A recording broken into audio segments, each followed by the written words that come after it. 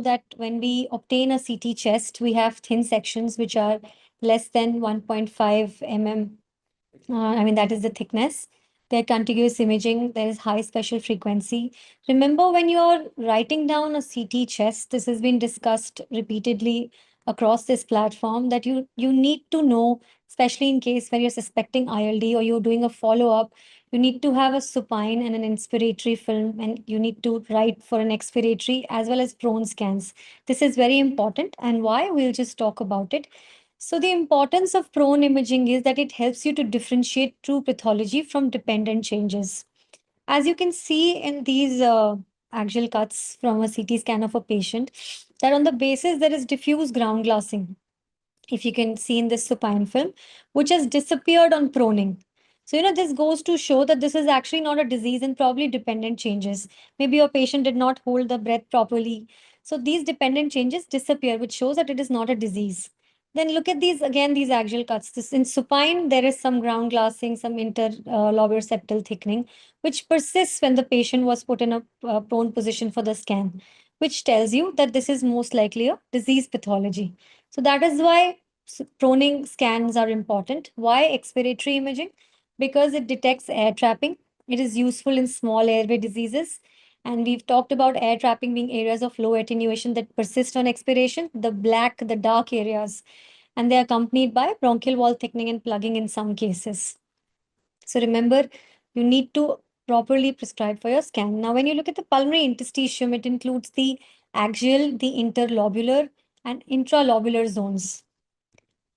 And to understand the basics of CT, like we've always talked about the basics of a secondary pulmonary lobule, which is the smallest functional unit of the lung structure, visible on imaging, typically identified on the HRCT. It is supplied by a lobular bronchiole, which divides into 2 to 3 terminal bronchioles. Now remember that the center portion of this lobule, the secondary lobule, has the centrilobular artery and the terminal bronchiole, and the lymphatics and the veins run at the periphery of the secondary lobule. Why this is important is because in the centrilobular area of the secondary lobule, it is the site of diseases that enter the lung through the airways, like your hypersensitivity pneumonitis, respiratory bronchiolitis, centrilobular emphysema, and perilymphatic area, which is the periphery of the secondary lobule, is usually the site of diseases that are located in the lymphatics of the interlobular septa, like your lymphangitic carcinomatosis and pulmonary edema. So, understanding the basics of secondary lobule helps us to identify specific patterns. Now, a structured approach to interpretation of CT involves understanding the dominant pattern, which can be your reticular pattern, nodular pattern, high attenuation, and low attenuation pattern. Then, where in the secondary lobule is this pattern located, whether it is centrilobular, perilymphatic, or random?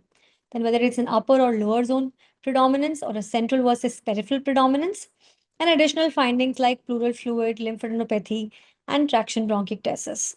So, let's understand the dominant patterns, and let's start with the reticular patterns, which means too many lines, basically, fibrosis. Now, reticular pattern has septal thickening.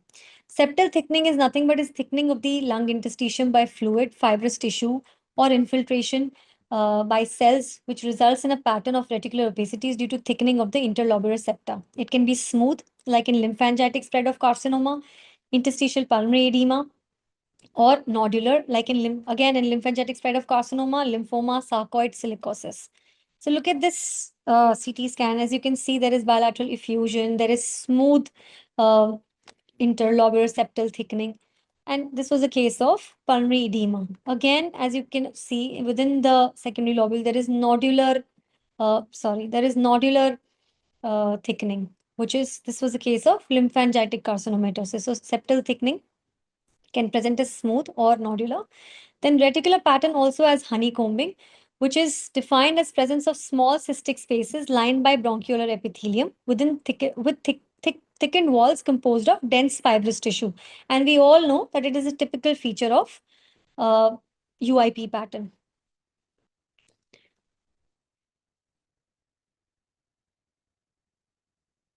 Sorry. Now, the second dominant pattern is your nodules, which is too many dots. Now, nodules can be distributed in the perilymphatic distribution, centrilobular distribution, and random. Perilymphatic distribution is basically along the pleural surfaces or the fissures. Centrilobular distribution is within the center of your secondary lobule, and random can be randomly distributed through your in your in your lung fields. Now, this was a case of sarcoid with perilymphatic distribution, and these nodules were seen in the subpleural region along the fissures. Remember, this is very this perilymphatic distribution is very specific for sarcoid. I mean, it's very characteristic in sarcoid cases, and there's upper lobe predominance. We know there is perihilar predominance also in sarcoid cases. So this is an example of a CT of a sarcoid patient with perilymphatic distribution. Then centrilobular distribution, as you can see in this CT cut, there are ill-defined centrilobular nodules of ground glass density, and this was a case of hypersensitivity pneumonitis. Centrilobular, that is within the center of the secondary lobule. This is not only seen in HP, but can also be seen in respiratory bronchiolitis in smokers, in various infections like tuberculosis, NTM, bronchopneumonias. So tree in bud is also centrilobular nodules, and the appearance of an irregular and often nodular branching, most commonly, more easily identified rather in the lung periphery, and it represents basically dilated mucus or pus-filled centrilobular bronchioles. Like in this case of active TB, as you can see, a beautiful tree in bud appearance here. This was a patient with active TB. Now, tree in bud appearance can not only present in tuberculosis with various fungal and viral infections, congenital disorders, in certain cases of aspiration, inhalation, allergic bronchopulmonary aspergillosis, connective tissue diseases, and neoplasms. Now, random distribution is because of hematogenous spread of infection, can be seen in not just infection, but hematogenous spread, can be seen in hematogenous metastasis, miliary TB, miliary fungal infections, and sarcoid. Now, if you have a patient with multiple nodules and you have you have to see whether there is presence of pleural nodules or not. If there is presence of pleural nodules, then you look at the distribution, whether it is present in the subpleural, septal, and peribronchovascular areas, which tells you that this is a perilymphatic distribution as seen in sarcoidosis, silicosis, lymphangitic carcinomatosis. Now, if there is diffuse nodules, pleural nodules, no predominance, then it is a random distribution. And this is commonly seen in metastasis, miliary infections with tuberculosis, fungal. And if there are no pleural nodules and there's a centrilobular distribution, then this is seen in cases of hypersensitivity, pneumonitis, infection, bronchoalveolar carcinoma, and respiratory bronchiolitis. Now, the third dominant pattern is your high attenuation pattern, which is your ground glassing and your consolidation. Remember, a lung opacity which does not obscure your underlying vessels is your ground glassing, and your lung opacity which obscures the vessels is your consolidation. Now, high attenuation ground glass opacities can be seen in various acute and chronic conditions. The other high attenuation that we see is the mosaic attenuation, which is used to describe the density differences between affected and non-affected lung areas. It can be seen in asthma, constrictive bronchiolitis, hypersensitive pneumonitis, pulmonary embolism. Now remember, for appreciating mosaic attenuation, you always require inspiratory and expiratory films. As you can see over here, there is air trapping and there is volume reduction in this expiratory film. These whitish areas are normal areas, and these black areas are the low attenuation areas, basically your air trapping areas. And this can also be seen on an inspiratory film. And this is what is your mosaic attenuation when seen on an inspiratory film in cases of small airway disease. Another ground glass combination that we see with superimposed septal thickening is known as your crazy paving, which was earlier thought to be only specific for pulmonary alveolar proteinosis, but it is also seen in various other conditions. Now, this was a case of patchy non-segmental consolidations in a subpleural and peripheral distribution. This was a case of cryptogenic organizing pneumonia, but can also be seen in chronic eosinophilic pneumonias, fibrosis in UIP and NSIP, and bronchoalveolar carcinoma or lymphoma. Now, remember, in eosinophilic pneumonia, you would have characteristic history, you would have peripheral eosinophilia also. Patient would have a similar presentation, but then there would be characteristic history and eosinophilia also on the blood picture. Now, the fourth dominant pattern is your low attenuation pattern, which is basically your honeycombing, traction bronchiectasis, lung cysts, central lobular emphysema, the air-filled lesions, basically the dark lesions that appear, but they are low attenuation pattern. So this was the basics of HRCT chest, the dominant patterns. Dr. Bhavin Jankaria sir talked um, on approach to ILA and ILD. He had a unified approach to it, which is what I'm going to be discussing today, and I'm going to be basically summarizing. So we have 8 of these interstitial lesions, which are your reticular opacities, traction bronchiectasis, honeycombing, ground glass, consolidation, ill-defined nodules, discrete nodules, and septal thickening. Now, remember, don't always be in a hurry to jump and reach a diagnosis because you see a certain pattern on your CT. Always remember and always try to rule out, look at the scan. First of all, very important. I've talked about the importance whether the scan has been properly taken or not, whether the patient had a proper breath hold or not, whether you've done an expiratory film or not. Always rule out mimics. Look for similar lesions, that of aspiration, edema, inflammatory bronchiolitis. Then, if you have these interstitial lesions, remember to first always correlate clinically as well, whether your patient is symptomatic or not. If your patient is not symptomatic, has any of these lesions, and the PFT is also normal, then this entity is known as interstitial lung abnormalities.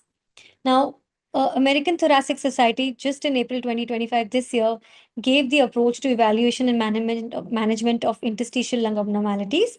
And what basically is interstitial lung abnormality is your chest CT showing bilateral and non-dependent ground glass opacities, reticular abnormalities, lung distortion, traction bronchiectasis with or without honeycombing involving more than 5% of a lung zone. Okay. How is this different from ILD? ILD is a distinguished form of ILA by symptoms attributable to an interstitial process, abnormal or declining lung function, fibrotic, that is honeycombing and or without reticulation with traction bronchiectasis involving more than 5% of the total lung volume. So an ILA patient would not have symptoms, would not have a declining lung function. An ILD patient would present typically with symptoms, would also have a decline or a abnormal PFT.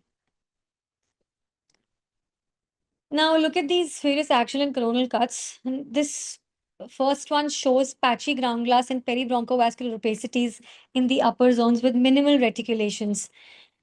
This again shows bilateral subpleural reticulations without any traction bronchiectasis or honeycombing.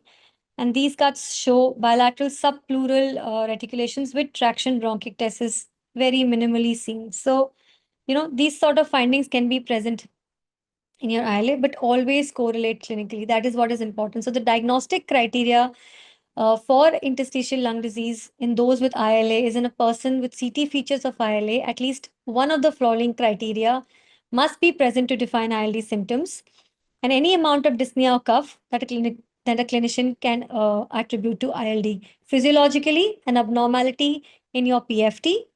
Uh, it should satisfy the physiological criteria for progressive pulmonary fibrosis, which a clinician attributes to ILD.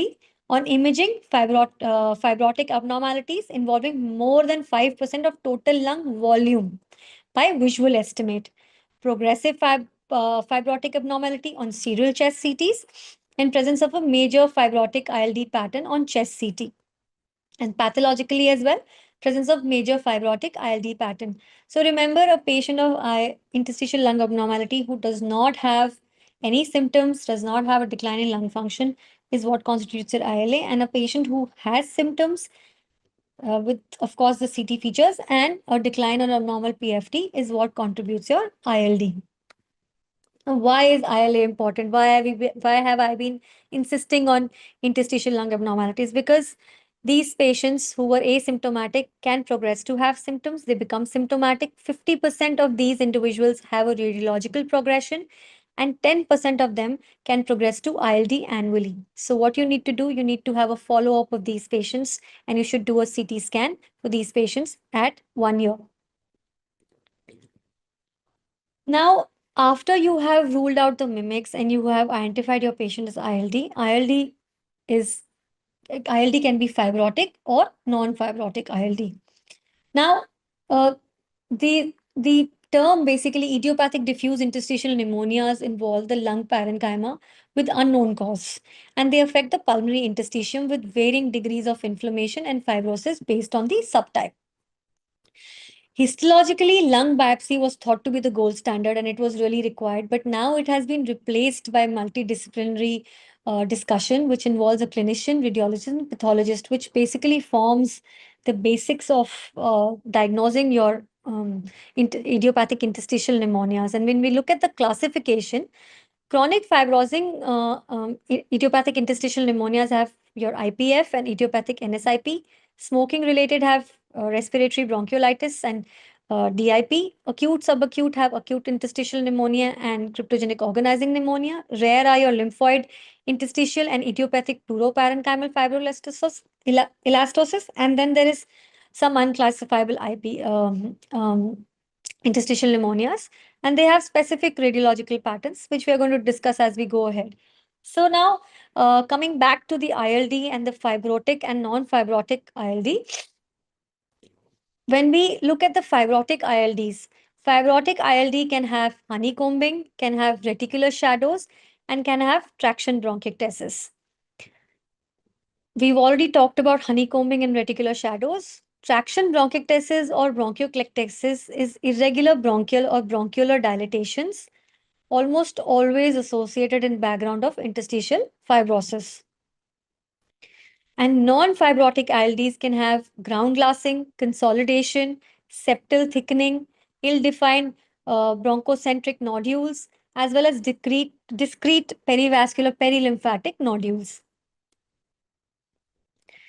Now, fibrotic ILDs per se are, identified as your classical UIP, your probable UIP, then it's the alternate diagnosis, and of course, there's an indeterminate variant as well. So it's classical, probable, indeterminate, and then the alternate diagnosis. Now, when we look at the fibrotic ILDs per se, we also, the unified approach had uh, presenting it like this, that you have UIP, non-UIP, and NSIP. And in UIP, you have the primary UIP pattern. So let's understand first what is your features of UIP pattern basically, which is subpleural and basal predominant fibrosis, mandatory honeycombing. Honeycombing should be present without traction bronchiectasis. There is diffuse distribution. Heterogeneous and asymmetric can be seen in about 25% of cases. Ground glassing is usually absent, and diagnosis obviates the need for histopathological confirmation. So if you have these features, you do not require a biopsy and histopathological confirmation for the classical pattern of UIP. The same features of classical pattern with absence of honeycombing is what contributes your probable UIP pattern. And indeterminate is basically subtle reticulations, ground glass opacities, diffuse or subpleural and basal distributions, CT features that do not suggest alternate diagnosis, and you require a biopsy and histopathological confirmation for your indeterminate variant. Remember, for classical and for probable, if you have the specific picture, you do not require a biopsy and you treat them both in a similar way. You do not require a histopathological confirmation, but for indeterminate, you do. An alternative diagnosis can have different distributions like peribronchovascular predominance with subpleural sparing, or perilymphatic distribution, or upper or middle lung predominance. There can be cysts, there can be mosaic attenuation or three density signs seen in classical HP, predominant GGOs, profuse centrilobular micronodules, then consolidations. Mediastinum can have pleural plaques or dilated esophagus. So this is what constitutes your alternate diagnosis other than UIP. Now, when we look at the UIP, we talked about the primary, we talked about classical. There is something known as secondary, which can be seen in asbestosis, can be familial or genetic. Then there's a variant in which there is straight edge, anterior upper lobe, exuberant honeycombing, island-like fibrosis in cases of connective tissue diseases. So we have a very extensive lecture today on connective tissue diseases, so I am not going to be discussing this. Then the other fibrotic is the non-UIP, which is your axial distribution, upper and mid zone predominance, air trapping, can have ground glassing or nodules, as seen in fibrotic HP, chronic sarcoid pneumoconiosis. So, and the third is the NSIP. So for NSIP, generally, of course, the cause is idiopathic, but there are certain secondary causes of NSIP as well, which were taught by Dr. Bhavin Jangaria sir, and these were the connective tissue disorders, autoimmune diseases, hypersensitivity pneumonitis, drug toxicity, immunodeficiency, as well as graft versus host disease. So when you talk about the fibrotic variant of NSIP, there is reticulation with traction bronchiectasis or bronchiolectasis and volume loss. Honeycombing is characteristically absent or it's inconspicuous. It may increase on follow-up, but initially you don't see it in the fibrotic form of NSIP. Now, when you differentiate between UIP, the IPF, and NSIP idiopathic, UIP is usually is an older age presentation, more than 50 years. NSIP generally occurs between 40 to 50 years of age. Honeycombing is diagnostic for UIP, and ground glass opacities predominates the NSIP pattern. There is the subpleural areas are involved in UIP. There is immediate subpleural sparing and peribronchovascular, or there is peripheral distribution in NSIP pattern. Now we've talked about the fibrotic, which was your UIP, your non-UIP, and NSIP. Now let's look at the non-fibrotic ILDs, which is the non-fibrotic NSIP. So non-fibrotic NSIP has the cellular form, wherein you would see ground glass opacities, ground glass opacities, predominantly lower lobe involvement. Consolidation is very rarely seen in the cellular form. It has peribronchovascular distribution or peripheral distribution with subpleural sparing. So this is your non-fibrotic NSIP, which is your cellular form. Then there are different patterns of non-fibrotic ILDs as well. There can be ground glassing, which can be seen in your hypersensitivity pneumonitis, organizing pneumonia, pulmonary alveolar proteinosis, your desquamative interstitial pneumonias, consolidation as in cases of organizing pneumonias, septal thickening in case of pulmonary edema, lymphangitis, again pulmonary alveolar proteinosis as well, ill-defined nodules in cases of HP, tropical eosinophilia, respiratory bronchiolitis, well-defined nodules in miliary TB and sarcoid. And these patterns can also be seen in the mixed pattern form, as in cases of NSIP or organizing pneumonia. So now common fibrosing interstitial lung diseases are your IPF, your fibrotic non-specific interstitial pneumonitis, fibrotic hypersensitivity pneumonitis, sarcoidosis, connective tissue disorder related ILD, silicosis or coal workers pneumoconiosis, asbestosis, combined pulmonary fibrosis with emphysema, and of course, COVID related ILDs was also something that we saw. All these can lead to progressive pulmonary fibrosis, which is actually the term which was given in 2022 by the American Thoracic Society guidelines. And it is basically defined as at least 2 out of the following 3 criteria occurring within 1 year in a known case of fibrotic ILD other than IPF. So, worsening of respiratory symptoms, physiological evidence of disease progression, as seen by more than 5% absolute decline in FVC or more than 10% reduction in DLCO within 1 year of follow-up from your baseline that you saw your patient for the first time. Radiological evidence of disease progression, which is not explained by any other cause. And it can be observed in multiple fibrotic ILDs, ranging from, of course, your idiopathic interstitial pneumonias, other than UIP, because it's other than IPF, occupational and connective tissue fibrotic ILDs, fibrotic HP, and sarcoidosis. So to summarize, your idiopathic interstitial pneumonias are a heterogeneous group of diffuse parenchymal diseases of unknown etiology. HRCT is central to diagnosis with patterns which aid the subtype identification. multidisciplinary discussion between clinicians, radiologists, and pathologists is the gold standard for diagnosis, and it has replaced surgical lung biopsy in many cases. Differentiating fibrotic versus non fibrotic form has prognostic and therapeutic implications, and radiological and pathological correlation and exclusion of known ILD causes are essential for labeling a disease as idiopathic. Now, after idiopathic interstitial pneumonias and ILDs per se and their classification, let's look at hypersensitivity pneumonitis as well, which is basically an inflammatory and or fibrotic disease affecting the lung parenchyma and small airways. It results from an immune-mediated reaction provoked by an overt or occult inhaled antigen in susceptible individuals. Now, remember, we know about a lot of inciting agents, but in almost 60% of cases, there is no definite agent which can be identified despite of extensive clinical workup. And as per the ILD registry, HP is the most commonly diagnosed, 47.3% of newly diagnosed ILD.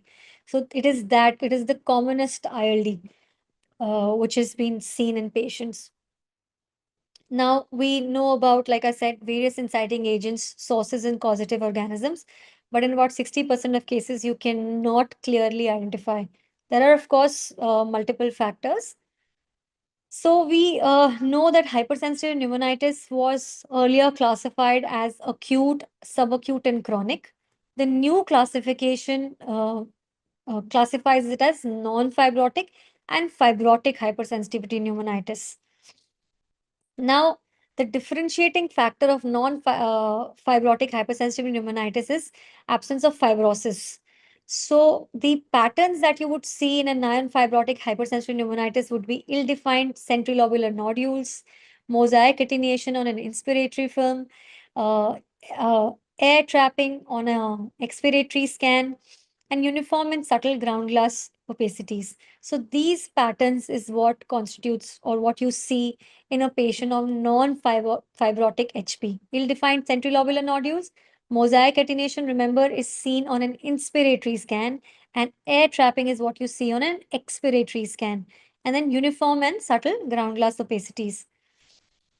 Now, after non-fibrotic, we have the fibrotic HP, which has a small airway component and a lung parenchymal component. So you know that small airway component can present as ill-defined centrilobular nodules with or without ground glassing, mosaic attenuation, and three density pattern.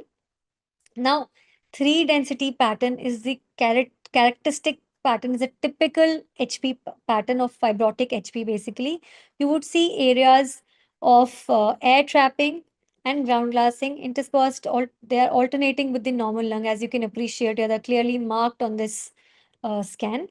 And remember, this is more accentuated on an expiratory scan because air trapping is something you identify best on an expiratory scan. The other component of fibrotic HP is your lung parenchymal component, which will be seen as irregular linear opacities, coarse reticulations, lung distortion, traction bronchiectasis with or without honeycombing. Distribution generally is random, mid lung zone predominance, and relatively sparing of the lower lung zones. So these are axial and coronal expiratory phase CTs showing fibrotic changes of HP, as you can see, with superimposed finding of air trapping in a patient with known HP. So we just talked about the three density pattern. Remember, that is typical of fibrotic HP. Another case of fibrotic hypersensitive pneumonitis is reduction in lung volume. There are areas of ground glassing, air trapping seen on these axial and coronal cuts as well. Now, there are certain patterns which are compatible with a fibrotic variant of HP, but they have a varied distribution or varied pattern. For example, there can be basal and subpleural predominance. There can be upper lung zone predominance. There can be mid zone predominance. There can be ground glassing. These are all cases of HP, and they have compatible presentation with the fibrotic HP. Now, this was a diagnostic algorithm for HP in patients with no indication for lung biopsy based on the chest guidelines. So you have patients either with an identified antigen exposure, for example, birds in the home, pigeons, feather pillow, uh, HP panel is reactive. You have an indeterminate antigen exposure with history of water damage in home but no visible mold. HP panel is reactive. And unidentified antigen exposure, no reported exposure per se, HP panel reactive again. So, like I said, the three density pattern is a typical HP pattern. You've done a CT, you find the typical HP pattern. You look at the bowel, you do a bronchoscopy and bowel, you find more than 30% lymphocytes in your bowel.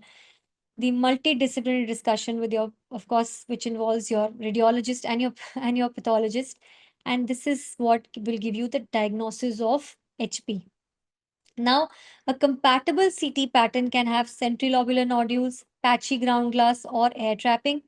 Again, if the patient has bowel lymphocytes more than 30%, and after the multidisciplinary discussion, even this can have a high confidence diagnosis of HP. So, this was as per the chest guidelines, the diagnostic algorithm. So just to, just revise again, you have a patient with history of inhaled small organic particles. Bronchiolocentric inflammation would lead to centrilobular ground glass nodules. Narrowing of small airways will cause air trapping. Interstitial inflammation will give you ground glassing. And there can be mosaic attenuation. And of course, the three densities. And do not forget when it is very typical of fibrotic HP. So non-fibrotic HP may evolve to fibrotic HP. Slow, subtle changes require long-term follow-up. Uh, Always remember whenever you are, treating whether HP or any patient, you must always refer to prior scans if they are available. In this case, of course, for progression as well. Air trapping and mosaic attenuation in HP have better prognosis. Fibrotic HP has worse survival. Removal of the inciting agent first. Then if you know, and if you can identify with your patient what is the inciting agent, early diagnosis and treatment improves outcome in HP patients. So just to summarize, it is an immunological mediated disease caused by repeated inhalation of environmental antigens. HP, it is now classified as fibrotic and non-fibrotic. HRCT features of HP include centrilobular ill-defined nodules, mosaic attenuation, air trapping. Remember again, three density sign in fibrotic HP. Fibrotic HP resembles UIP, but typically shows mid-lung or upper lobe predominance. And early removal of the exposure avoidance or removal of the inciting agent, early diagnosis, and can halt or reverse disease progression in non-fibrotic HP. And fibrotic HP, however, has worse prognosis but may require immunosuppressive or anti-fibrotic therapy. Thank you.